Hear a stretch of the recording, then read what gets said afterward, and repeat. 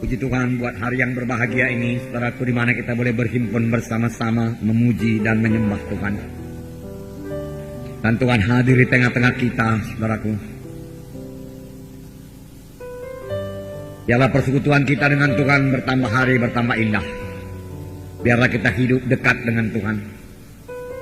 Bahkan hidup bergaul dengan Tuhan pada akhir zaman ini.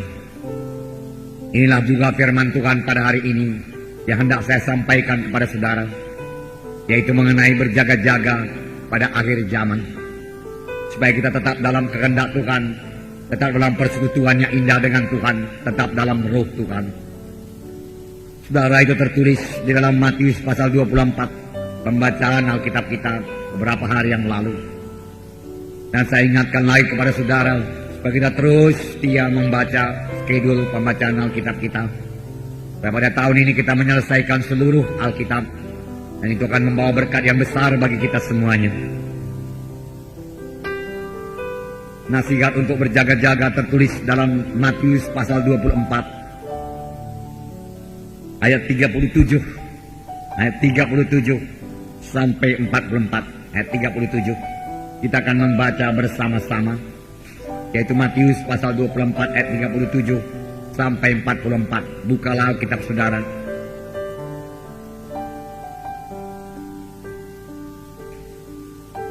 Mari kita baca bersama-sama. Sebab sebagaimana halnya pada zaman Nuh, demikian pula halnya kelak pada kedatangan Anak Manusia. Sebab sebagaimana mereka pada zaman sebelum air bah itu makan dan minum, kawin dan mengawinkan, sampai kepada hari Nuh masuk ke dalam bahtera, dan mereka tidak tahu akan sesuatu sebelum air bah itu datang dan melenyapkan mereka semua. Demikian pula lah halnya kelak pada kedatangan Anak Manusia.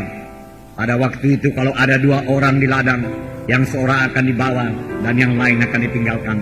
Dan kalau ada dua orang perempuan sedang memutar batu kilangan, yang seorang akan dibawa dan yang lain akan ditinggalkan. Karena itu berjaga-jagalah, sebab kamu tidak tahu pada hari yang mana Tuhanmu datang.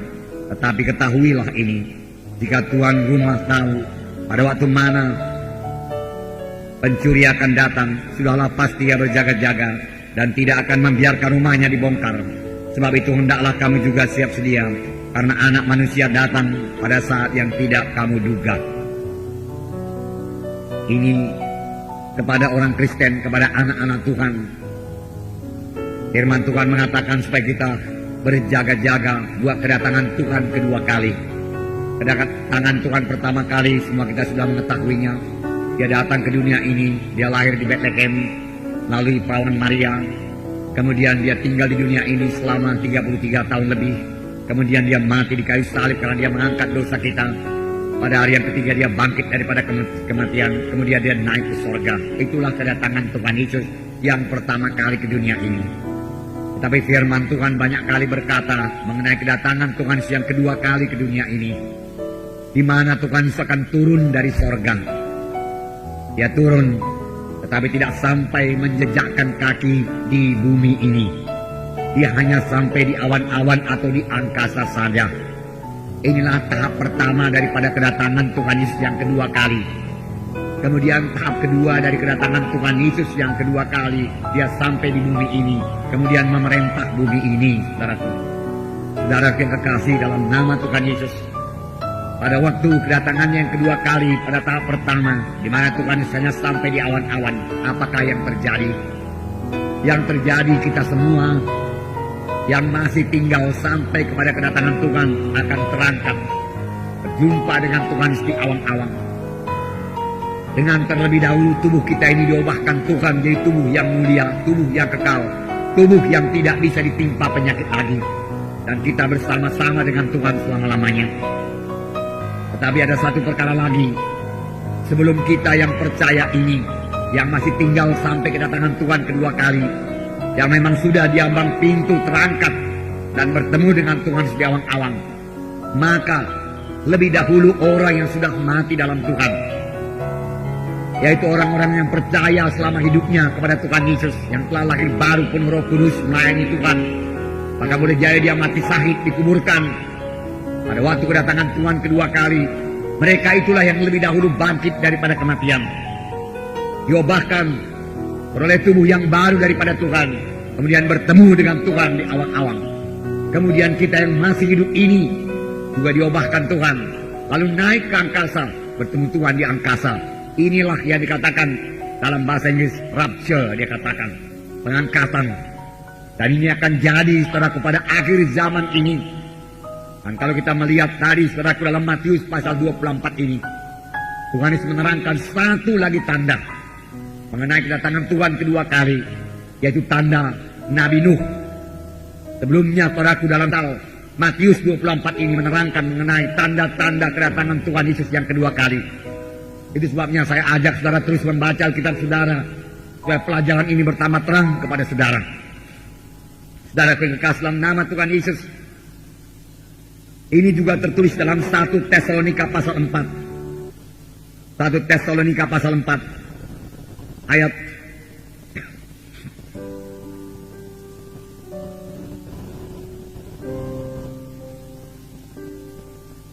14 saya bacakan pada saudara. 1 Tesalonika pasal 4 ayat 14. Memang ayat ini selalu dibaca pada waktu penguburan di kuburan.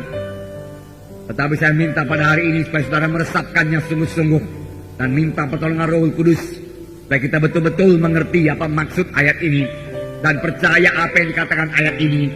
Karena ayat ini menyatakan mengenai kedatangan Tuhan kedua kali. Supaya kita betul-betul menantikan kedatangan Tuhan kedua kali dan berjaga-jaga dalam hal tersebut. Ayat 14. Karena jikalau kita percaya bahwa Yesus telah mati dan telah bangkit, maka kita percaya juga bahwa mereka yang telah meninggal dalam Yesus akan dikumpulkan Allah bersama-sama dengan Dia. Ini kami katakan kepadamu dengan firman Tuhan. Kita yang hidup, yang masih tinggal sampai kedatangan Tuhan, sekali-kali tidak akan mendahului mereka yang telah meninggal. Sebab pada waktu tanda diberi, yaitu pada waktu penghulu malaikat berseru dan sangkakala Allah berbunyi, maka Tuhan sendiri akan turun dari sorga, dan mereka yang mati dalam Kristus akan lebih dahulu bangkit. Sesudah itu kita yang hidup, yang masih tinggal, akan diangkat bersama-sama dengan mereka dalam awan, menyongsong Tuhan di angkasa. Demikianlah kita akan selama-lamanya bersama-sama dengan Tuhan. Jelas ayat ini saudaraku berkata, bahwasanya ada pengangkatan orang percaya, baik yang mati yang hidup, yang masih tinggal sampai pada kedatangan Tuhan kedua kali, akan terangkat dan bertemu Tuhan di awang-awang, diubahkan dalam sekejap mata. Tapi yang lebih dahulu bangkit, yaitu orang yang mati di dalam Tuhan. Mereka lebih dahulu bangkit, berada tubuh kemuliaan, lalu bertemu dengan Tuhan di awang-awang. Saudaraku yang kekasih dalam nama Yesus, kalau memang Tuhan lambat datang, saudaraku, dan kita semua harus mati, biarlah kita mati dalam Tuhan. Biarlah kita mati setelah kita bekerja sungguh-sungguh buat Tuhan. Setelah kita selesai mengerjakan pelayanan yang ditugaskan Tuhan kepada kita, lalu kita akan mati dengan umur yang panjang. Dan kita mati dalam Tuhan. Dan hanya orang yang mati dalam Tuhan yang akan terangkat pada waktu Tuhan Yesus datang kedua kali.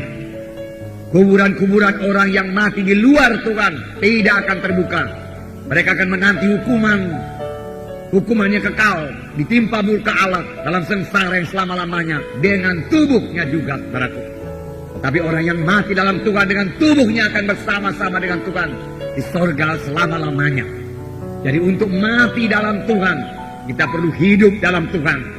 Kita tidak dapat mati dalam Tuhan kalau selama kita hidup dalam dunia ini kita hidup dalam dosa dan tidak dalam pertobatan. Kita tidak bisa mati dalam Tuhan kalau selama kita hidup dalam dunia ini kita berdukun-dukun, ikut dalam cara-cara kegelapan. Kemudian pada waktu kita mati, saudaraku, kita tidak mati dalam Tuhan, saudaraku, tapi mati di luar Tuhan. Apakah artinya mati di luar Tuhan? Hilang selama-lamanya di dalam sengsara yang kekal. Oleh sebab itu, saudaraku, dalam kebaktian penguburan, saudara sendiri menyaksikan bahwasanya kita tidak berdoa bagi orang yang mati tersebut, karena tidak ada lagi gunanya dia didoakan. Kalau memang selama hidupnya dia hidup dalam Tuhan, dia mati di dalam Tuhan. Dan kalau dia mati dalam Tuhan, dia sudah ke sorga, karena dia sudah bersuka cita. Tetapi kalau memang dia dalam hidupnya pun tidak peduli kepada Tuhan, tidak mau mengikut Tuhan, tidak pernah bertobat, walaupun dia ke gereja, saudaraku, tetapi terus hidup menurut hawa nafsunya, terus hidup dalam dosa, saudaraku, hidup lagi ikut acara-acara kegelapan, kemudian dia mati dengan obat-obat dukun sekalian, saudaraku. Saudara, kita doakan pun dia, saudaraku, dia tidak akan berpindah daripada neraka ke surga. Pada waktu orang mati itu belum dikuburkan, masih dalam rumah, saudaraku, saudara, jiwa dan rohnya, saudaraku, sudah dalam sengsara yang kekal, saudaraku. Didoakan juga, saudaraku, tidak akan berpindah. Yang menentukan apakah manusia itu ke surga atau ke neraka ialah hidupnya pada waktu dia hidup di dunia ini. Firman Tuhan berkata, barang siapa yang memiliki Yesus, dia memiliki hidup yang kekal. Barang siapa tidak memiliki Yesus, tidak memiliki hidup yang kekal. Barang siapa yang percaya, tidak akan dihukum. Tapi dalam pengertian percaya ini termasuk pertobatan, yaitu menolak semua dosa. Kita tidak bisa mengikut Tuhan dan juga mengikut dosa. Ke gereja juga, tapi dosa terus juga. Orang lain berbuat dosa, kita pun berbuat dosa. Namanya lah manusia bersifat lemah. Inilah alasan daripada banyak orang sehingga dia tidak mau hidup suci. Padahal firman Tuhan berkata, hendaklah kamu kudus karena aku kudus. Tanpa kekudusan tidak seorang pun bisa memandang Allah. Hiduplah dalam Tuhan, maka saudara akan mati dalam Tuhan kalau Yesus lambat datang. Tetapi saudaraku, saya percaya ini sudah akhir zaman. Tidak lama lagi Tuhan Yesus akan datang. Dia akan menyatakan dirinya di awan-awan. Dan saya percaya, saudaraku, saya berdoa, saya berharap, kalau sekiranya pada saat ini Tuhan Yesus datang, saudaraku, itu juga iman daripada Paulus 2000 tahun yang lewat. Dia berharap Tuhan Yesus datang pada zamannya, tetapi tidak pada zaman Paulus. Boleh jadi pada zaman kita ini. Dan kalau pada saat kita kebaktian ini Tuhan Yesus datang, saya percaya ruangan ini segera kosong dan kita semua naik ke sorga, bertemu Tuhan di awan-awan. Dan akan banyak gereja-gereja lain yang kosong, dan ada juga gereja-gereja yang separuh terangkat, separuh tinggal.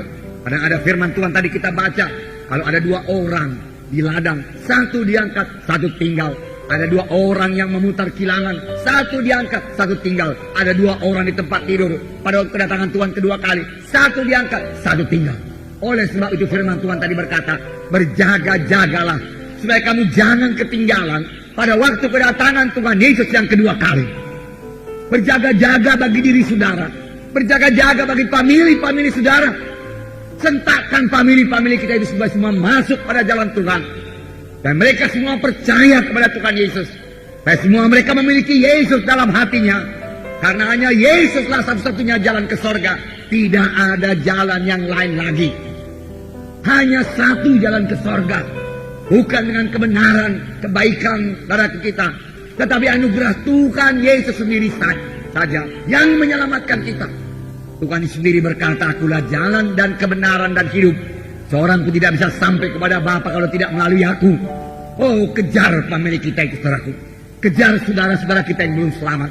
Bawa dia kepada Tuhan. Bawa dia kepada keselamatan. Bahagia saudara-saudara saya tidak di sini, tidak di kota Medan ini. Sebagian mereka di Jakarta, saudaraku. Tapi hati saya damai. Mengapa? Karena mereka semua sudah lahir baru, sudah selamat, sudah menerima Yesus sebagai Tuhan dan Juru Selamatnya. Walaupun tidak satu gereja-gereja kemenangan iman Indonesia ini, mereka semua sudah kenal Yesus, cinta kepada Yesus, dan semua tidak mau lagi terlibat dalam dosa. Saya percaya pada waktu Yesus datang kedua kali, kalau kami semua masih hidup, kami akan bertemu di awang-awang bersama-sama dengan Yesus. Demikian juga saudara-saudara sekalian. Amin. Haleluya. Nah, puji Tuhan, ini adalah hal yang sangat indah. Oleh sebab itu mari selamatkan famili kita. Mari kunjungi mereka, saudaraku. Jangan kalau ada urusan saja, urusan bisnis kita kunjungi mereka itu, saudaraku. Saudara, jangan. Urusan yang paling penting, saudaraku, yaitu urusan keselamatan jiwanya. Bicara terus terang kepadanya dengan mengasihi dia, dengan roh yang lemah lembut. Aku sudah mengenal jalan keselamatan, saudaraku. Katakan kepada dia, bukan seperti kita dahulu, hanya sekedar ke gereja saja, kemudian hidup kita tidak berubah. Tidak ada kejadian baru kepada kita. Kita pun tidak bisa berdoa, tidak baca Alkitab. Bukan begitu Kristen yang sungguh-sungguh, saudaraku. Marilah kenal jalan Tuhan. Aku sudah mengenal Yesus. Aku sudah mengenal sidang Tuhan yang hidup dan berkuasa. Itu di sana, di kota Medan. Mari datang kebaktian, dan kamu juga selamat. Karena kalau kamu tidak selamat, kemanakah kamu kalau kamu mati? Semua manusia ini mesti mati. Mari datang kepada Tuhan. Baik kalau kita mati, kita ke sorga. Katakan amin, saudara. Haleluya. Beranilah, beranilah. Lihatlah dalam 1 Korintus pasal 15. 1 Korintus pasal 15. Saya membacakan kepada saudara. Ayat 51. Ini dikatakan, sesungguhnya aku menyatakan kepadamu suatu rahasia, bahwa kita tidak akan mati semuanya, tetapi kita semuanya akan diubah. Mudah-mudahan ini jadi, saudara. Tidak usah mati, tapi diubah. Dirubah berada tubuh yang mulia, jumpa Tuhan di tengah awan-awan. Dalam sekejap mata, pada waktu bunyi nafiri yang terakhir. Sebab nafiri akan berbunyi dan orang-orang yang mati akan dibangkitkan dalam keadaan yang tidak dapat binasa, dan kita semua akan diubah. Ini tulisan Paulus pada sidang Korintus. Karena yang dapat binasa ini harus mengenakan yang tidak dapat binasa, yang dapat mati ini harus mengenakan yang tidak dapat mati. Dan sesudah yang dapat binasa ini mengenakan yang tidak dapat binasa, dan yang dapat mati ini mengenakan yang tidak dapat mati, akan genaplah firman Tuhan yang tertulis, maut telah ditelan dalam kemenangan. Hai maut, di manakah kemenanganmu? Hai maut, di manakah sengatmu? Sengat maut ialah dosa, dan kuasa dosa ialah hukum Taurat. Nah, saudaraku, Paulus berkata, tidak semua kita akan mati, tapi semua kita akan dirubah dalam sekejap mata. Yang mati akan diubah, yang hidup akan diubah. Semua bertemu Tuhan di awal-awal. Keadaan yang dapat mati ini mengenakan yang tidak dapat mati. Maka saya katakan kepada saudara, bukan yang tidak dapat mati, tidak dapat sakit pun tidak, saudara. Sehat, prima terus, saudara. Sukacita terus. Dengan tubuh yang baru daripada Tuhan, yang diliputi oleh Roh Kudus, saudaraku. Saudara, sehingga yang tidak dapat mati ini menjadi tidak, yang dapat mati menjadi tidak dapat mati. Yang tidak mulia dikenakan yang mulia. Itulah jadi kepada kita. Kalau itu sudah terjadi, firman Tuhan berkata, hai maut, di manakah sengatmu? Sengat maut ialah dosa. Bahkan sekarang ini saya katakan kepada saudara, maut tidak punya sengat lagi bagi anak-anak Tuhan yang percaya. Puji Tuhan. Saudara tahu sengat ya. Semua kita mengerti mana sengat, ya. Sengat. Sebab sengat, maut ialah dosa, dan dosa sudah diangkat dari saudara. Waktu saudara sudah menerima Yesus sebagai Tuhan dan Juru Selamat saudara, maka sengat diangkat daripada saudara. 1 tahun, 1 lembah yang telah diambil, saudaraku, sengatnya tidak bahaya lagi. Saudara boleh pegang, saudara, taruh di wajah saudara, dia akan jalan-jalan saja, saudara, di wajah saudara. Saya pernah melihat seorang anak muda, dia ambil lipan yang besar, kira-kira 10 cm. Dia biarkan menjalar di tubuhnya. Saya mau berteriak, tetapi orang lain berkata kepada saya, udah dicabutnya gigi bisanya itu, dia katakan. Jadi nggak bahaya lagi. Giginya yang berbisa sudah dicabut. Tidak ada sengat lagi. Tidak berbahaya lagi. Demikian kematian. Kematian hanya membawanya ke sorga. Kematian hanya melepaskannya daripada sengsara, penderitaan, pencobaan yang dialaminya dalam dunia ini, sepanjang dia mengikuti Tuhan dengan setia. Walaupun demikian, semuanya tentu kita berharap, saudaraku, umur yang panjang daripada Tuhan, supaya kita boleh bersama-sama mengerjakan pekerjaan Tuhan dan memberi buah yang banyak kepada Tuhan. Amin, saudaraku. Puji Tuhan, saudaraku, puji Tuhan. Tetapi, saudaraku, dalam membela Tuhan ini, kita tidak akan kompromi. Sekarang di seluruh dunia, saudaraku, banyak-banyak anak-anak Tuhan, banyak-banyak orang Kristen mati martir. Saudara dengar banyak orang mati martir pada zaman Romawi karena mereka mengaku Kristen, saudaraku.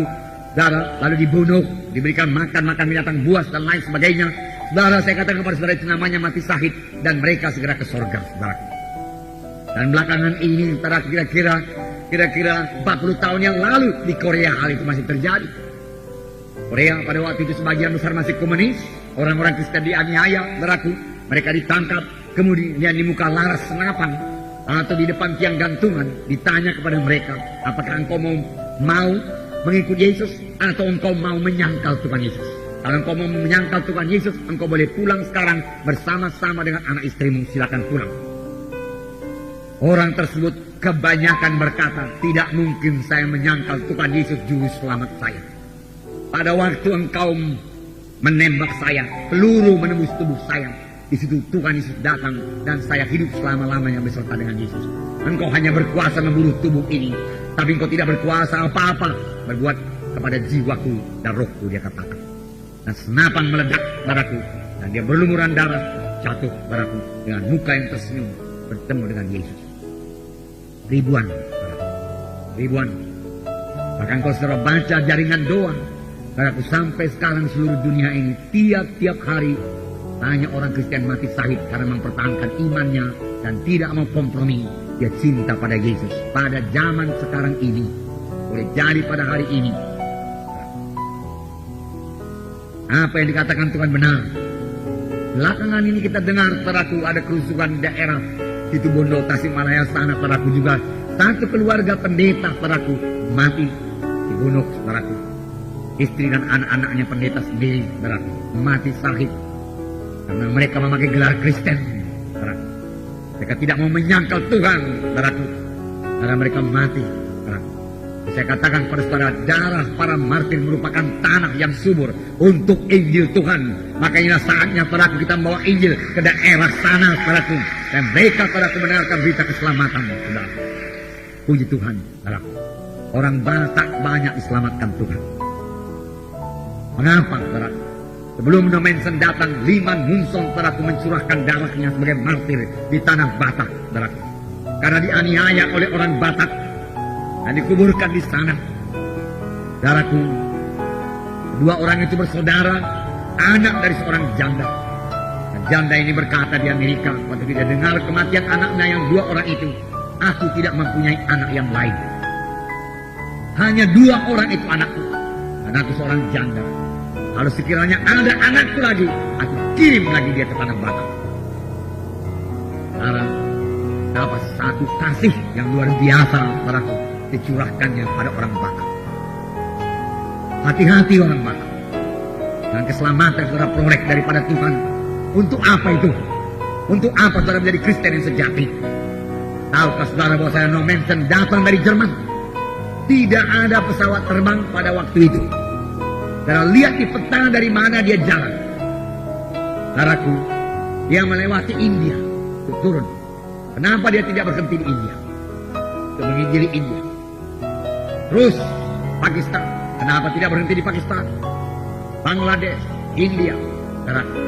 Kemudian, saudaraku, Thailand, saudaraku. Malaysia, saudaraku. Taruhlah Kamboja boleh jadi sebelah sana, saudaraku. Tapi dia tidak turun di situ. Dia turun ke Sumatera Utara ini. Kemudian ke daerah Batak. Mengapa tidak di Sumatera Utara daripada Sumatera Utara dan Aceh?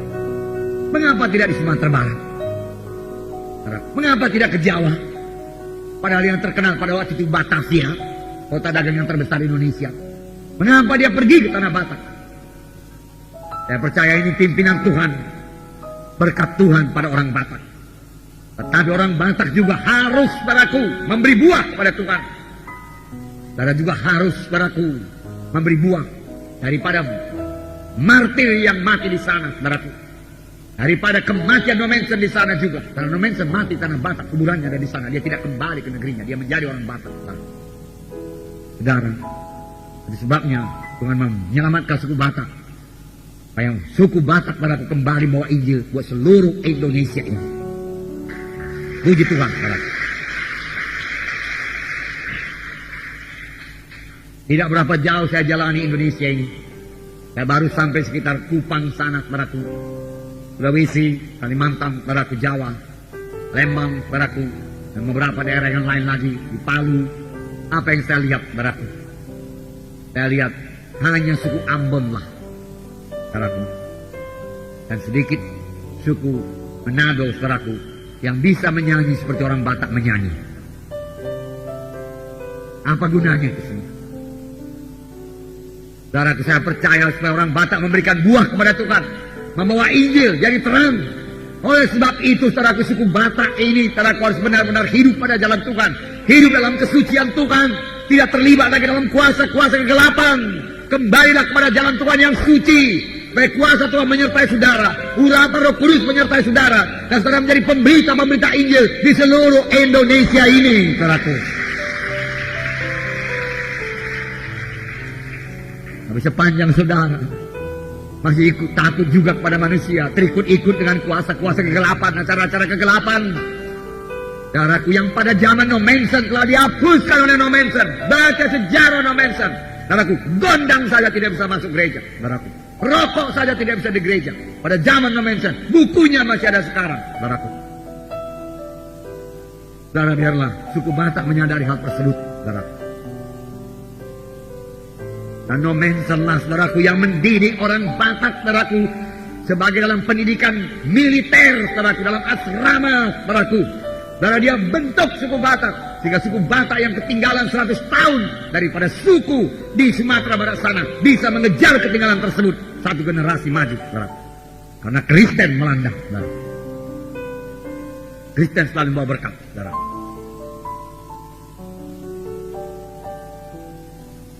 Nah, saudaraku yang kasih dalam nama Yesus, saya tidak heran, saudaraku, banyak suku Batak di sini, saudaraku.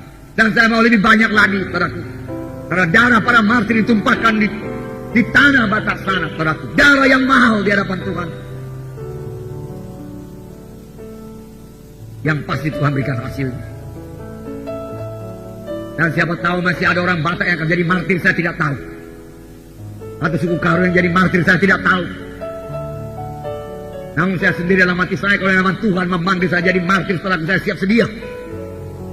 Dan saya tidak akan pernah menyangkal Injil Tuhan.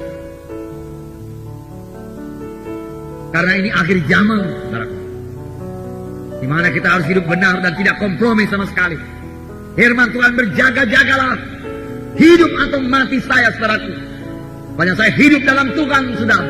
Pada waktu Yesus datang kedua kali, saya akan terangkat itu yang perlu bagi saya dan bagi anak-anak saya, keluarga saya, saudaraku, yang sangat saya kasihi, dan juga saudara-saudara sekalian. Saya minta saudara tetap percaya kepada Tuhan Yesus dan ikut Tuhan sungguh-sungguh sepanjang hidup saudara. Berjaga-jaga menanti kedatangan Tuhan kedua kali dalam roh dan dalam kebenaran, dalam memberi buah kepada Tuhan, dan tidak terlena oleh dunia ini, tidak terlalai-lalai oleh dunia ini, tidak terikut-ikut oleh dunia ini, tidak dikuasai oleh mamon dunia ini, dikuasai oleh uang dunia ini, tidak menjadi hamba uang, saudaraku, dan menjadi hamba Tuhan, saudara. Itu maksud Tuhan. Saudara yang kasih dalam nama Yesus, saya akan membacakan pada saudara. Nah, tadi dikatakan sebagaimana pada zaman Nuh, demikian terjadi pada waktu kedatangan Tuhan kedua kali. Mari kita lihat keadaan pada zaman Nuh. Bagaimana sebenarnya keadaan pada zaman Nuh. Kejadian pasal 6 ayat 5 mulai saya bacakan. Kejadian pasal 6 ayat 5 saya bacakan. Ketika dilihat Tuhan bahwa kejahatan manusia besar di bumi, dan bahwa segala kecenderungan hatinya selalu membuahkan kejahatan semata-mata, maka menyesallah Tuhan bahwa ia telah menjadikan manusia di bumi, dan hal itu memilukan hatinya. Kejahatan manusia besar dan kecenderungan hatinya jahat semata-mata. Ayat 9, inilah riwayat Nuh. Nuh adalah seorang yang benar dan tidak bercela di antara orang-orang sejamannya, dan Nuh itu hidup bergaul dengan Allah. Nuh memperanakkan 3 orang laki-laki, Sem, Ham, dan Japet. Adapun bumi itu telah rusak di hadapan Allah dan penuh dengan kekerasan. Allah menilik bumi itu, dan sungguhlah rusak benar. Sudah semua manusia menjalankan hidup yang rusak di bumi. Beginilah keadaan pada akhir zaman, sama seperti keadaan pada zaman Nuh. Perhatikan beberapa poin di sini, saudaraku. Dikatakan pada zaman Nuh, kecenderungan hati manusia ini jahat mata-mata. Pikirannya membuahkan kejahatan. Saudaraku, pikirannya sudah dipenuhi dengan kejahatan. Kejahatan jadi hamba uang. Apa yang kuperbuat supaya dapat uang, nggak peduli dosa, nggak peduli kejahatan. Memenuhi pikiran manusia pada zaman itu. Kemudian di sini dikatakan, adapun bumi penuh dengan kekerasan. Bagaimana keadaan bumi kita sekarang ini? Saudara baca di koran, nggak usah jauh-jauh. Saudara lihat berita-berita di TV, apakah memang penuh dengan kekerasan? Apakah saudara pernah mendengar di TV pembunuhan di sana sini, pembunuhan sadis, anak-anak juga dibunuh, saudaraku? perkosaan segala macam, saudaraku. Bukankah itu semua kekerasan? Ditambah lagi film-film kekerasan di TV, saudaraku. Film-film peperangan, film-film balas dendam di TV, saudara. Karena memang sudah demikian cara berpikir manusia ini. Dan film yang demikian memuaskan hati manusia tersebut, saudaraku. Bukan hanya memuaskan, tetapi apa yang disodorkan film itu mulai tumbuh dalam hatinya. Oleh sebab itu saya katakan pada minggu yang lalu, hati-hati dengan anak-anak kita. Kita juga. Film-film kekerasan itu akan membawa dampak yang negatif bagi kerohanian kita, bagi pikiran kita, apalagi bagi anak-anak. Seharusnya anak-anak bisa menyembah Tuhan dalam roh, dalam kebenaran. Coba cek anak-anak saudara apakah bisa menyembah Tuhan dalam roh, dalam kebenaran. Karena itu berlaku bukan hanya bagi orang tua, tapi bagi anak-anak juga. Saudaraku, apa kata Musa? Hai Firaun, bala ke-7 sudah datang kepadamu. Kutuk telah menimpa kau 7 kali. Sekarang biarkan kami pergi dengan anak-anak kami untuk membawa persembahan di padang gurun kepada Tuhan kami. Firaun berkata, boleh, pergilah. Tetapi anak-anakmu tinggalkan. Kamu boleh pergi, yang dewasa saja. Musa berkata, tidak. Kalau kami tidak pergi dengan anak-anak kami tidak akan pergi. Dan tulah ke-8 akan datang kepadamu. Dia katakan, Firaun berkata, kalau memang betul-betul Tuhan beserta dengan engkau, barulah engkau bisa membawa anak-anakmu keluar daripada tanah Mesir ini. Luar biasa ucapan Firaun. Banyak orang Kristen gak mengerti. Ini anak-anak. Anak-anak dibiarkan. Tapi Firaun tahu. Orang tuanya biarkan pergi. Orang tuanya tidak pulang kembali. Biarkan. Masih ada anak-anak. Lebih baguslah anak-anak ini tidak ada orang tuanya. Supaya kuajari anak-anak ini ilmu pengetahuan Mesir. Sehingga anak-anak ini menjadi anak-anak Mesir. Lihat betapa jahatnya Firaun. Pergilah engkau. Berikan persembahan pada Tuhan Allahmu. Tapi anak-anakmu tinggalkan di sini. Tapi Musa dalam pimpinan Roh Kudus, dia mengerti jalan Tuhan. Anak-anak juga beserta dengan kami. Kalau anak-anak tidak beserta dengan kami, lebih baik kami tidak pergi. Firaun berkata, kalau kau mau anak-anakmu pergi, kuasa Tuhan harus dinyatakan. Dan Musa berkata, besok tulah ke-8 datang kemari. Firaun lebih suka tulah ke-8 daripada melepaskan anak-anak untuk beribadah kepada Tuhan. Tapi banyak orang tua tidak memperdulikan ibadah anak-anaknya. Sekarang siapa yang menyesatkan seorang daripada yang kecil ini, lebih baik baginya kalau padanya diberikan batu kilangan dan ditenggelamkan dalam laut. Firman Tuhan berkata, jangan sesatkan iman daripada anak-anak kita yang kecil. Saudaraku, dalam 2 minggu ini saya terbeban sungguh-sungguh kepada anak-anak. Saya melihat tadi sementara anak-anak kebaktian biasa Nudin, saudaraku. Saya berpikir apakah cukup ini firman Tuhan kepada dia? Apakah dia bisa menyembah Tuhan? Dari anak-anak di sini, saudaraku, saya berdoa. Saudaraku, apa diperbuat Tuhan? Supaya anak-anak juga bisa menyembah Engkau dalam roh dan dalam kebenaran. Saya percaya roh Tuhan akan memimpinkan kita dalam hal ini, saudaraku. Selesai nanti baptisan air, saudaraku, kita akan memikirkan untuk mengadakan KKR anak, untuk membangunkan anak-anak. Kemudian KKR remaja-remaja. Kemudian KKR muda-mudi, saudaraku.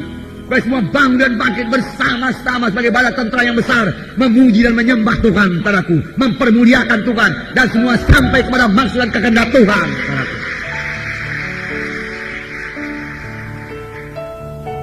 Saudaraku yang kasih dalam nama Yesus. Bumi penuh dengan kekerasan dikatakan di sini. Dan manusia menjalani hidup yang rusak di bumi. Saya katakan pada akhir zaman, standar moral akan rontok pada akhir zaman. Percabulan akan bertambah-tambah. Pornografi akan bertambah-tambah. Bagaimana kita, anak-anak Tuhan? Dan anak-anak Tuhan harus hidup benar, saudaraku. Paranormal akan bertambah-tambah. Dengan keterangan dukun akan bertambah-tambah. Pengajaran sesat akan bertambah-tambah, saudaraku. Penyesatan juga akan bertambah-tambah. Sama seperti pada zaman Nuh. Pengejek akan bertambah-tambah, saudaraku. Pencemooh akan bertambah-tambah. Karena Nuh dicemooh, diejek 100 tahun lamanya. Tapi satu perkara lagi, kita baca tadi dalam Matius 24. Pada waktu itu, sama seperti keadaan pada zaman Nuh, manusia akan makan, minum, kawin, mengawinkan. Kelihatannya enggak dosa. Di mana yang jadi dosa? Pikiran manusia itu cuma makan, minum, melejatkan tubuh. Tidak pernah menyangkal diri, tidak menahan hawa nafsu, kawin mengawinkan. Itu saja memenuhkan pikirannya, sehingga tidak ada lagi padanya pikiran yang rohani. Lalai perkara rohani, tidak peduli perkara rohani. Begitulah keadaan manusia padaku pada akhir zaman. Tadi sudah kejadian. Lebih jelas dalam 1 Timotius, 2 Timotius pasal 3. Yang membacakannya kepada saudara. Keadaan manusia pada akhir zaman. 2 Timotius pasal 3 ayat 1, hanya beberapa ayat saja. Waktu kita tinggal sedikit. Saya membacakan. Ketahuilah bahwa pada hari-hari terakhir akan datang masa yang sukar. Hari-hari terakhir akan datang masa yang sukar. Sukar bagaimana ini? Saudaraku, bagi saudara anak-anak Tuhan akan datang masa yang sukar. Mengapa? Karena saudara tidak mau kompromi. Karena saudara tidak mau ikut dalam acara-acara kegelapan. Lalu mereka itu akan menyingkirkan saudara. Boleh jadi mereka akan memecat saudara daripada satu perusahaan atau pekerjaan. Karena saudara percaya kepada Tuhan Yesus, kalau saudara berdoa dan bersaksi mengenai Yesus, mereka akan membenci saudara. Tapi itu hanya satu aniaya yang kecil, yang memang untuk membangun darah, untuk membangunkan iman saudara, untuk menambah cinta saudara kepada Yesus, untuk menambah kedewasaan rohani saudara. Karena masa-masa yang sukar, manusia akan mencintai dirinya sendiri. Saudaraku, tidak peduli orang lain. Sekarang juga sudah terjadi. Dan menjadi hamba uang. Jangan menjadi hamba uang. Cinta akan uang akan segala kejahatan, firman Tuhan berkata. Bukan uang itu sendiri. Uangnya tidak dosa. Tidak, saudaraku. Tapi cinta akan uang. Diperbudak oleh mammon. Apa saja diperbuat asal dapat uang. Asal dapat uang. Dosa pun tidak peduli. Pokoknya uang. Cintakan uang, hamba uang, itu yang dosa. Pada akhir zaman itu akan jadi. Dan sudah terjadi, saudaraku. Hendaknya anak-anak Tuhan jangan menjadi hamba uang. Pakai mammon untuk pekerjaan Tuhan. Firman Tuhan berkata, pakailah mammon selama dia masih dapat menolong kamu. Pakai untuk pembangunan gereja, pakai untuk penginjilan, pakai untuk pekerjaan Tuhan. Saudaraku, pakai untuk memberi Alkitab, saudaraku. Pakai untuk memberi buku-buku rohani, saudaraku. Saudara, berikan bagi jiwa-jiwa, saudaraku, anak-anak Tuhan yang baru. Berikan Alkitab kepadanya, saudaraku. Pemurah. Pakai uang saudara untuk memberi pakaian-pakaian untuk diberikan pada orang-orang desa, saudaraku. Hari Selasa ada pertemuan desa, saudaraku. Saudara, karena mereka membutuhkan, saudaraku. Mereka bukan yang membutuhkan pakaian, mereka membutuhkan Injil Tuhan. Saudara yang merasa terpanggil untuk berangkat ke desa, silakan berangkat untuk mengabarkan Injil. Lengkapi diri saudara di saudara kita Rema. Saudara, jangan jadi hamba uang. Pakai uang untuk pekerjaan Tuhan. Genapkan persepuluhan saudara. Persepuluhan saudara, 1/10 daripada keuntungan saudara milik Tuhan. Banyak orang Kristen tidak menggenapinya. Maria ketiga dengan jelas berkata, persepuluhan itu milikku. Tuhan berkata, bawalah olehmu persembahan persepuluhan ke rumah Bapakku, sehingga ada persediaan dalam rumahku. Dan ujilah aku, apakah aku tidak membuka tingkap-tingkap di langit dan mencurahkan berkat yang berkelimpahan kepadamu. Kemudian Maliaki pasal 4 berkata, orang yang bayar persepuluhan, kesembuhannya akan terbit sebagai fajar, dan dia akan sebagai anak lembu lepas kandang, walau tua. Mengapa? Karena sehat. Kutuk kamu datangkan kepadamu karena kamu mencuri uang Tuhan, dia katakan. Apakah yang kami curi? Hukum Maliaki berkata, kamu mencuri persepuluhanku, Tuhan berkata. 1/10 daripada milik kita, daripada keuntungan kita, milik Tuhan. Banyak orang mencuri. Lalu dia heran kenapa kutuk datang, kenapa penyakit tidak sembuh. Saudaraku, dia nggak mengenapi jalan Tuhan. Padahal kalau dia berikan 10%, tinggallah 90% yang masih sangat banyak. Plus Tuhan membuka tingkap-tingkap di langit dan mencurahkan berkat yang berkelimpahan, hingga kamu tidak sempat menyimpannya pun, Tuhan berkata. Saya kenal beberapa orang yang sudah kaya dalam hal ini, dari konglomerat, karena mereka mengenapkan lebih daripada persepuluhan dia berikan pada Tuhan. Kaya luar biasa.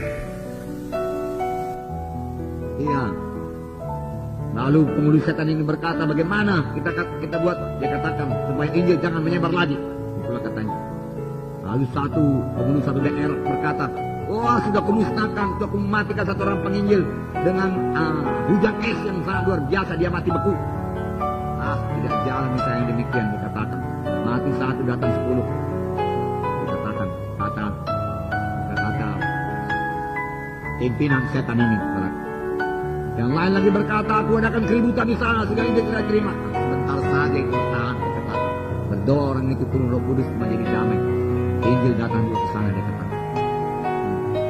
Aku berikan sakit itu penginjilnya, dia katakan. Kalau bikin sakit, dia berdoa. Tambah lagi imannya, sembuh dia katakan. Sama kuat dia menginjil. Aku curi barang-barangnya, kata setan. Barang-barangnya hilang semua. Mobilnya lenyap semua, dia katakan.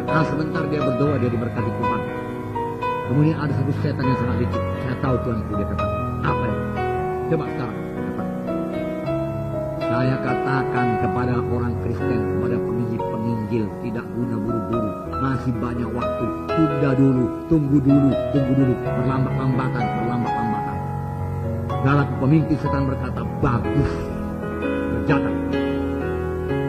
Sampai sekarang dia lihat, tunda. Sampai orang mau baptisan pun tunda. Baptisan akan datang. Tak dari siapa dia dapat pendapat demikian. Nggak pernah diajarkan dalam sidang. Pemimpin KKS pun tidak. Ada pemimpin KKS berkata, tanggal 23 baptisan, tapi kamu tunda aja dulu ya. Nggak ada kan? Tapi dia tahu sendiri perkara rohani yang demikian. Saya tunggu dulu lah ya, tunda dulu. Masuk itu kita rema, tunda dulu. Ya, tunda. Termasuk doa pagi-pagi, tunda dulu doa pagi-pagi. Sebentar, saya sehat badan.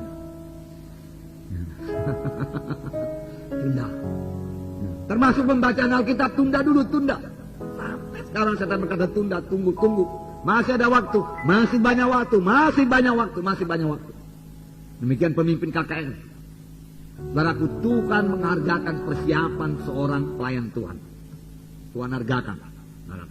Saya sudah lama melayani. Saya tahu apa artinya mengadakan persiapan dan berangkat tanpa persiapan. Tuhan menghargakan persiapan. Ada orang berkata, semua pimpinan Roh Kudus. Memang semua pimpinan Roh Kudus. Tapi saudara harus bersiap untuk dipimpin Roh Kudus. Dan bersekutu dengan Roh Kudus dalam doa saudara. Amin saudara.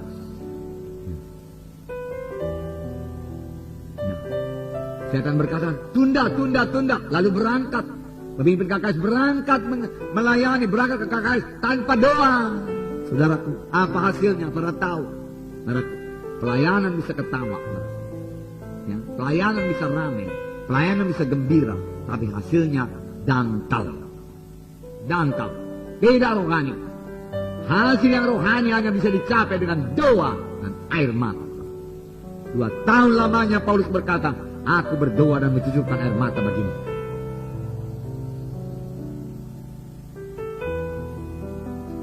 Doa. Amin saudara. Nah, haleluya. Nah, jadi saudaraku, jauhkan kehidupan yang berjalan lajak-lajak, saudaraku. Jangan tunda-tunda, saudaraku, dalam roh selalu. Supaya kita berjaga-jaga, saudaraku. Saudara, dalam Matius pasal 22, saudaraku, diterangkan mengenai perumpamaan ini juga, saudaraku. Biarlah mengetuk hati kita supaya kita ketahui keadaan jiwa-jiwa pada akhir zaman, saudaraku. Ini sebelum tanda-tanda akhir zaman. Tuhan Yesus memberikan perumpamaan tentang perjamuan kawin. Apakah jawaban dari orang-orang yang diundang ke perjamuan kawin tersebut, saudaraku? Dan bagaimana pula, saudaraku, orang yang menerima undangan perjamuan kawin tersebut, dia harus memakai pakaian perjamuan kawin. Kalau tidak, saudaraku, diusir juga keluar daripada perjamuan kawin. Tapi banyak yang menolak. Matius 22 ayat 1 saya bacakan. Ya, membaca ini, amin saudara. Ya. Lalu Yesus berbicara pula perumpamaan kepada mereka hal kerajaan surga seumpama seorang raja mengadakan perjamuan kawin untuk anaknya. Ya. Ini hal kerajaan surga. Ya.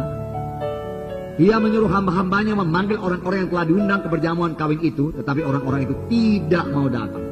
Tidak mau. Kalau saudara mengumpamakan ini orang Israel, orang Yahudi, boleh juga. Ia menyuruh pula hamba-hamba yang lain, pesannya, katakanlah kepada orang-orang yang diundang itu, sesungguhnya hidangan telah disediakan, lembu-lembu jantan dan ternak piaraanku telah disembelih, semuanya telah tersedia, datanglah ke perjamuan kawin itu. Tetapi orang-orang yang diundang itu tidak mengindahkannya. Ada yang pergi ke ladangnya, ada yang pergi mengurus usahanya, ada yang menangkap hamba-hambanya itu, menyiksa dan membunuhnya. Macam-macam keinginan daging pada akhir zaman, macam-macam keinginan materi pada akhir zaman. Ada yang ladanglah, ada yang usahalah, saudaraku, ada yang aniayalah dan lain sebagainya. Hingga tidak datang, padahal dipanggil perjamuan kawin. Satu saat yang menyenangkan, dipanggil kepada kerajaan sorga. Hal kerajaan sorga seumpama seorang raja mengadakan perjamuan kawin. Itulah dia kerajaan sorga. Mari, mari. Mereka menolak. Mengapa, saudara? Karena roh jahat tadi itulah yang sudah beroperasi. Maka murkalah raja itu lalu menyuruh pasukannya ke sana untuk membinasakan pemunuh-pemunuh itu dan membakar kota mereka. Sudah itu, dia berkata kepada hamba-hambanya, perjamuan kawin telah tersedia, tapi orang-orang yang diundang tadi tidak layak untuk itu. Sebab itu pergilah ke persimpangan-persimpangan jalan dan undanglah setiap orang yang kamu jumpai perjamuan kawin itu. Saya katakan tadi, yang pertama diundang itu adalah orang Yahudi. Mereka menolak kedatangan Yesus, saudaraku. Saudara, sekarang terbukalah kesempatan pada orang kafir kita ini, simpang-simpang jalan, di desa, di kota, di mana saja, bawa kepada perjamuan kawin itu. Haleluya, saudara. Italah ini. Nah, maka pergilah hamba-hamba itu dan mereka mengumpulkan semua orang yang dijumpainya di jalan-jalan, orang-orang jahat dan orang-orang baik, sehingga penuhlah ruangan perjamuan kawin dengan tamu. Ketika raja itu masuk untuk bertemu dengan tamu-tamu itu, yang melihat seorang yang tidak berpakaian pesta. Dalam perkawinan dibacakan itu, saudaraku, harus memakai kain lenan putih, ya, pakaian perjamuan kawin. Wahyu berapa itu? Tolong lihat. 19 ayat 8. Dan kepadanya dikaruniakan supaya memakai kain lenan halus yang berkilau-kilauan dan putih bersih. Lenan halus adalah perbuatan-perbuatan yang benar dari orang-orang kudus. Perbuatan-perbuatan yang benar dari orang-orang kudus. Perbuatan menolong. Bagaimana Matius 25 itu mengatakan, saudaraku, pada waktu aku dalam penjara, engkau mengunjungi aku, pada waktu aku sakit, engkau mengunjungi aku, kelaparan, engkau beri aku makan. Itulah perbuatan-perbuatan yang benar dari orang-orang kudus, merupakan pakaian putih kita dalam perjamuan kawin. Amin, saudara. Buah roh adalah pakaian kita. Amin, saudara. Buah roh, kasih, sukacita adalah pakaian kita. Ada yang masuk dalam perjamuan kawin tanpa berpakaian-pakaian perjamuan kawin. Di sini dikatakan, dia berkata kepadanya, hai saudara, bagaimana engkau masuk kemari dengan tidak mengenakan pakaian pesta? Tapi orang itu diam saja. Kemudian dikatakan, ikatlah kaki tangannya dan campakkanlah orang itu ke dalam kegelapan yang paling gelap antara ratapan dan ketak gigi. Sesudah diselamatkan, kita perlu bertumbuh dalam Tuhan. Amin. Tidak cukup hanya menerima keampunan dosa saja. Tidak cukup menerima kesembuhan saja. Tidak cukup sudah diberkati saja. Tidak cukup sudah diurapi saja. Buah roh harus tumbuh dalam kita. Amin, saudara. Ya. Karakter Kristus harus tumbuh dalam kita. Merupakan pakaian rohani kita. Amin. Haleluya. Ini namanya bertumbuh dalam Tuhan. Bertumbuh dalam Tuhan. Nah, diundang dalam perjamuan kawin, banyak yang tidak mau.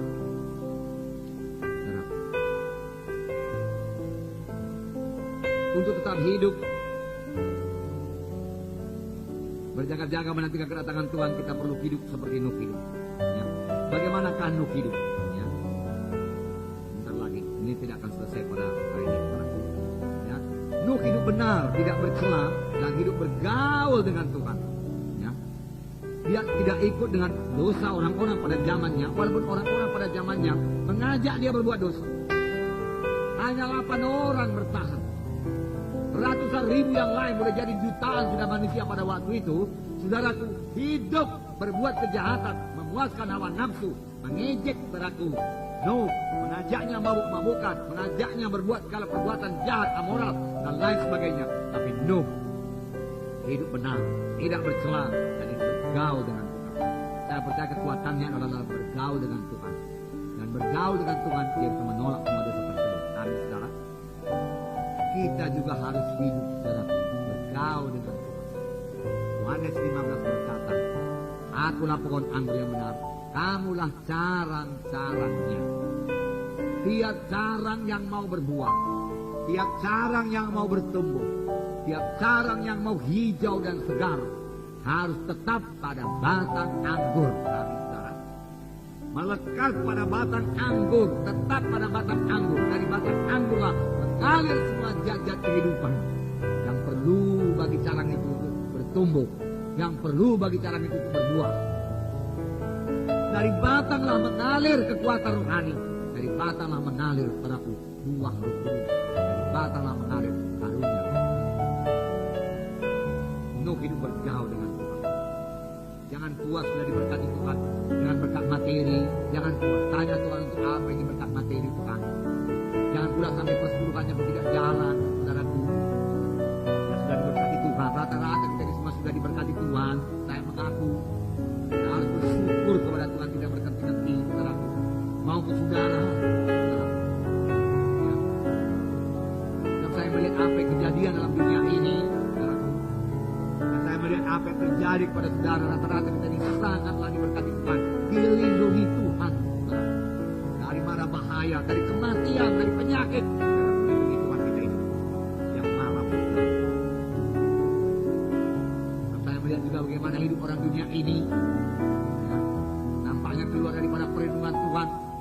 Mati muda, penyakit lah, kanker lah, inilah tidak bisa disembuhkan, yang anak yang sakit jiwa dan lain sebagainya, ya, kegaduhan, pertengkaran, saya melihat dalam sidang kita ini Tuhan memberkati. Puji Tuhan. Tapi itu saja tidak cukup, tidak cukup. Harus sampai kepada maksud Tuhan. Saudara harus berbuah, amin saudara. Harus berbuah. Kejarlah memberi buah itu. Sudah waktunya. Bukan hanya kejar berkat-berkat materi saja. Itu sudah pasti tambahkan Tuhan pada sekarang memberikan buah. Tetapi kalau pikiran kita melulu pada berkat materi, lalu hilanglah pikiran rohani daripada saudara. Jangan-jangan nanti saudara diajak kebahagiaan aku berbisnis, aku berladang, aku berjalan berbulan dan lain sebagainya. Aku semua datang pada perjamuan kami dan lain sebagainya. Begitu perumpamaan Tuhan Yesus. Makanya nomor satu dan ketiga kepada ini. Menyenangkan Tuhan Yesus.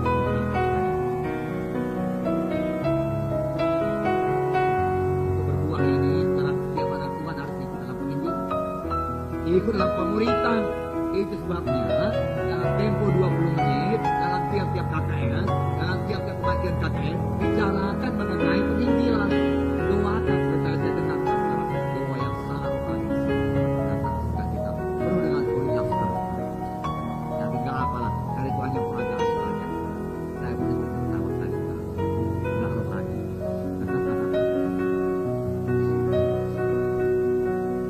Tetapi peraku dalam doa yang sungguh-sungguh nanti buat jiwa-jiwa yang akan secara injili, karena berdoa dengan sungguh-sungguh. Doa yang bersungguh-sungguh besar khasiatnya. Doa yang bertalu-talu, doa yang tidak kenal menyerah, pasti dijawab oleh Tuhan. Miliki doa yang kuat. Miliki. Jadikan semua roh penghalang dalam nama Yesus. Doakan. Doakan pelayanan kita. Nah, ikut dalam penginjilan, ikut dalam pemuritan. Jangan sibuk dengan urusan-urusan pribadi. Semua kita ini punya urusan pribadi, tapi kita harus memberikan prioritas kepada penginjilan, karena Yesus mau datang. Dia kan selalu berkata, kami bicara waktu itu, dia percaya Yesus mau datang. Dan satu perkataannya, saya mau pada waktu Yesus datang, saya lagi keringatan. Dia buat Tuhan. Entahkah di mana saja di penjuru dunia ini, tapi saya lagi bekerja lah. Maunya pada waktu saya datang. Pada waktu Yesus datang, dia kata, kalau saya datang gak apa-apa, tidur gak apa-apa.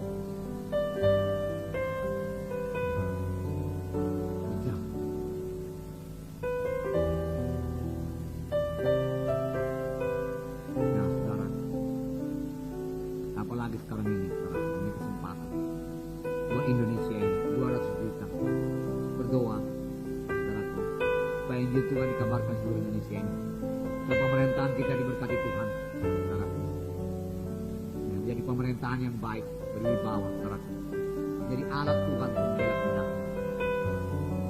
Siapa yang dalam pemerintahan doakan merupakan pilihan Tuhan. Supaya kita sempat membawa Injil seluruh Indonesia ini.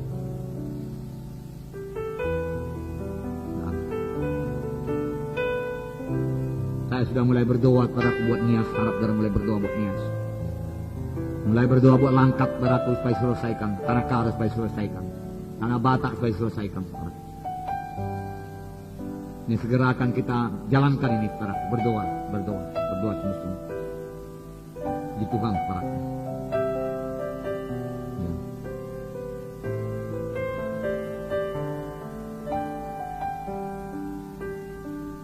Ya, tidak cukup, saudara, ini keberkatan saja. Tidak cukup sembuh saja, saudara. Tidak cukup sukacita saja dalam kebaktian, saudara. Saudara, dalam kebaktian yang begini besar, saudara, Tuhan memberkati sidang kita ini. Pemimpin KKS banyak, pelayan banyak, pembimbing banyak, saudaraku, jiwa baru pun banyak, saudaraku. Saudara jangan merasa puas, saudara sudah melayani sebagai pelayan dalam kebaktian minggu, pemutik persembahan dalam kebaktian minggu, penerima tamu dalam kebaktian minggu, saudaraku, atau mengatur parkir, semua itu memang sangat diberkati Tuhan dan sangatlah dibutuhkan. Tanpa saudara melaksanakannya juga kebaktian tidak akan berjalan dengan baik, saudaraku. Tapi saya katakan pada saudara itu saja tidak cukup, saudaraku. Jangan nanti saudara berpuas, oh saya sudah pelayan, saya sudah pembimbing, saya sudah mengutip persembahan. Firman Tuhan berkata, kamulah saksi-saksiku, kamulah pemberita Injilku, Tuhan berkata. Bagus, saudara melayani, Tuhan akan menghargakan, walau kebersihan sekalipun Tuhan akan hargakan. Walau memberi minuman pada yang kecil sekalipun, saudaraku, akan diberkati Tuhan, saudara. Tapi Tuhan minta juga kita semua memberi buah. Kita semua mengadakan penginjilan, saudaraku. Kita semua memuridkan, saudara. Amin, saudara. Ingat ini selalu, penginjilan pemuritan, laksanakan KKS. Dan beberapa kali saya pikir telah diadakan peragaan kepada saudara. Bagaimana kita mengadakan penginjilan, bagaimana kita mengadakan pemuritan, saudara.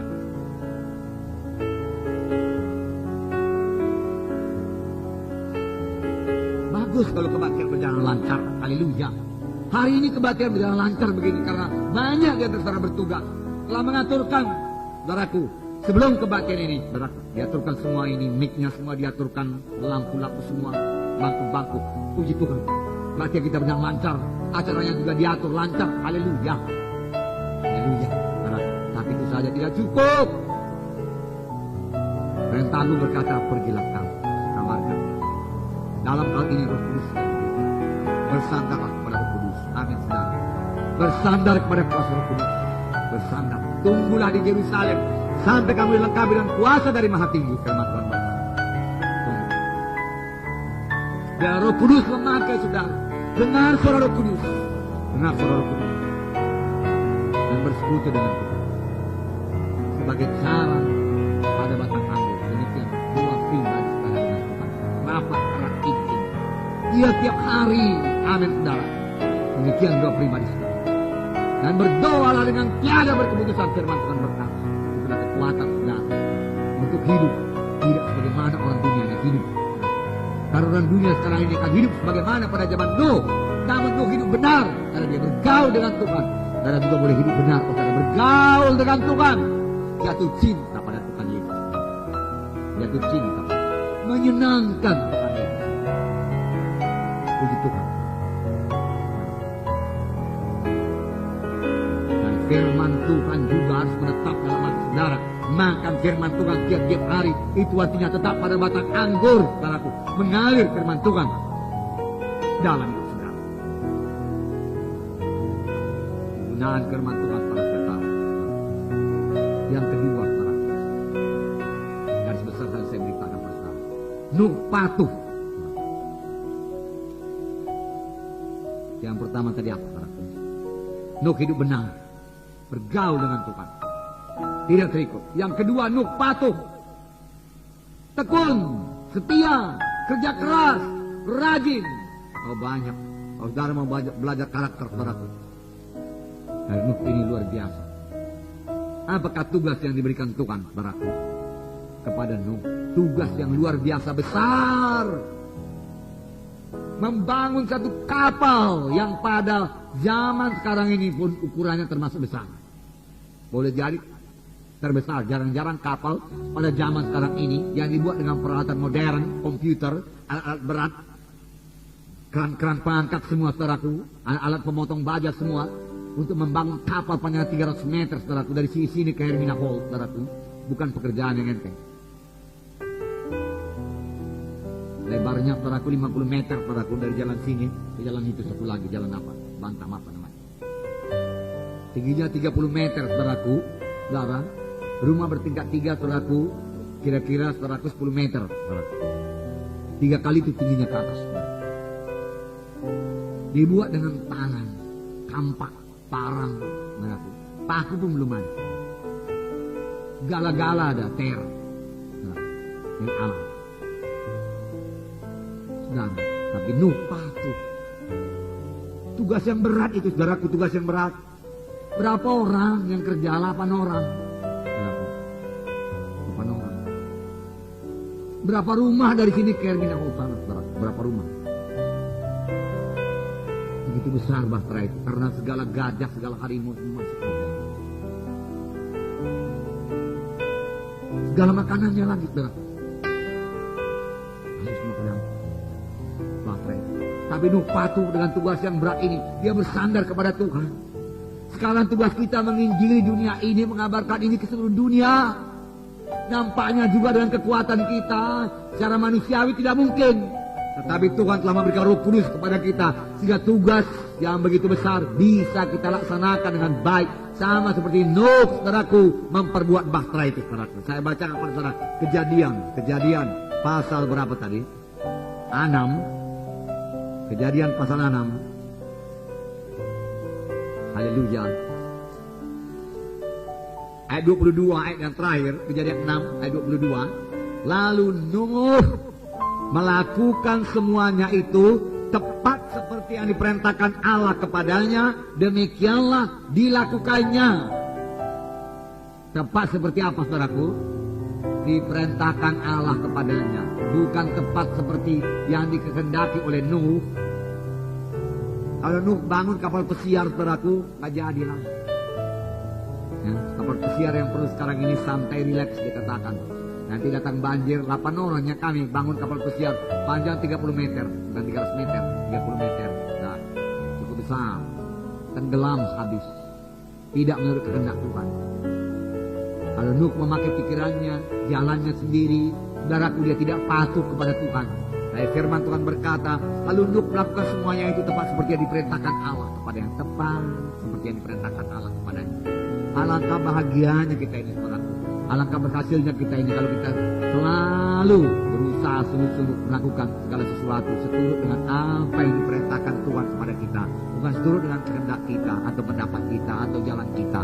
Karena firman Tuhan berkata, jalanku bukan jalanmu, pikiranku bukan pikiranmu. Tapi bagaimana jauhnya langit daripada bumi, demikian bedanya pikiranku dan pikiranmu, jalanku dengan jalanmu. Nuh patuh. Ia percaya penuh apa yang dikatakan Tuhan. Tuhan berkata ada air bah, pasti ada air bah. Memusnahkan semua manusia, dia percaya. Biarlah kita juga percaya penuh, Tuhan pasti datang kedua kali. Amin, saudaraku. Ya. Dan semua orang yang percaya akan terangkat ke surga, biar kita percaya penuh, saudaraku. Biar kita percaya penuh bahwasanya saudaraku, murka Tuhan akan pasti ditimpakan pada mereka yang tidak terangkat ke surga. Dan hukuman lama-lamanya kekal. Nuh mengalami banyak oposisi. Nuh diejek. 100 tahun lamanya Nuh diejek. 100 tahun lamanya Nuh dibujuk-bujuk berbuat dosa. 100 tahun lamanya saudaraku Nuh, saudaraku disuruh berhenti kerja sia-sia, kerja kau Nuh. Kenapa kau begitu capek? Saudaraku, banyak orang dunia berkata, gereja kami disibukkan. Dari pagi sampai sore, di malam kematian. 15 kali kematian. Rupanya sudah 9 kali kematian. Pantaslah dari pagi sampai malam.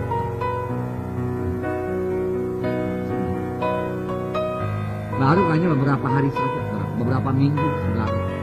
Tapi Tapi Nuh 100 tahun. Nuh tidak mundur. Nuh tidak bermalas-malas 100 tahun. Nuh rajin 100 tahun. Nuh kerja keras 100 tahun. Nuh 100 tahun. Amin saudara. Nuh percaya penuh firman Tuhan. Dan juga percaya penuh Tuhan Yesus. Oleh sebab itu, jangan berlalai-lalai. Amin saudaraku. Ya. Jangan hidup dalam kehendak daging. Amin saudaraku. Menyangkal diri sungguh-sungguh. Jangan berlagak-lagak. Sampai dengan kedatangan Tuhan yang kedua kali. Dan kedatanganku dia katakan sebagai pencuri. Tidak kamu juga duga. Berjaga-jaga. Ayat tadi juga mengatakan ada 2 orang di ladang, satu diangkat, satu tinggal. 2 orang di tempat tidur, satu diangkat, satu tidur. Satu diangkat, satu tinggal.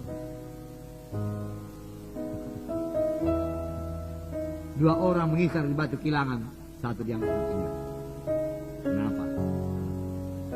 Kalau saudara baca Matius pasal 25, ini bukan terutama orang kafir, bukan terutama orang kafir, bukan terutama orang yang belum selamat, bukan.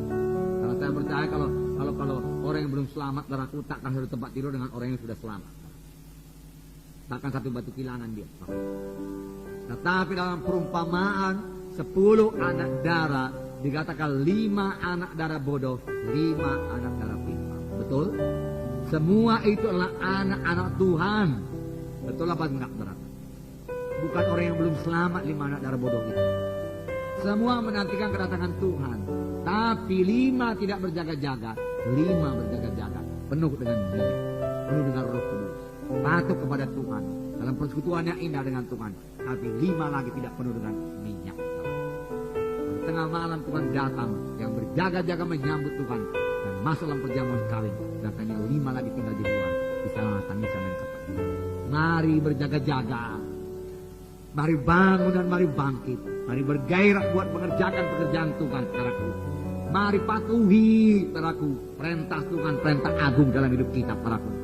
Jangan katakan besar kecil, apa yang disuruhkan Tuhan kepada kita, mari kita kerjakan dengan baik, dengan sungguh-sungguh, dengan segenap hati, dengan bertekun, dengan kekuatan yang diberikan Tuhan kepada kita, dengan hikmat, dengan pimpinan Roh Kudus yang diberikan Tuhan kepada kita.